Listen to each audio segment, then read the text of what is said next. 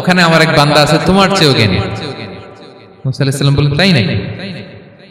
তো আল্লাহ আমি কিভাবে চিনি উনি কোথায় থাকে, কিভাবে বুঝবো? আল্লাহ বললেন একটা বড় মাছ নাও, এটাকে ফ্রাই করো, এটাকে ফ্রাই করে একটা ঝুড়ির ভেতরে নাও, যেখানে এই মাছটা সাগরে ঢুকে যাবে ওখানে আমার বান্দাকে পাবে। তো উনি ওনার সহযোগী ইউশা ইবনে নুনকে নিয়ে হাঁটতে লাগলেন।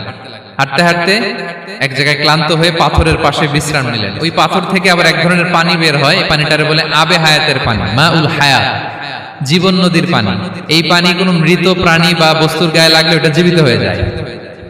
তো ওনারা পাথরে হেলান দিয়ে বিশ্রাম নিচ্ছিলেন, ওই পানি ওই ফ্রাই করা মাছের গায়ে লাগার সাথে সাথে মাছ জীবিত হয়ে ঝুড়ি থেকে বের হয়ে সাগরে ঢুকে গেছে। ওনারা আর খেয়াল করেন না।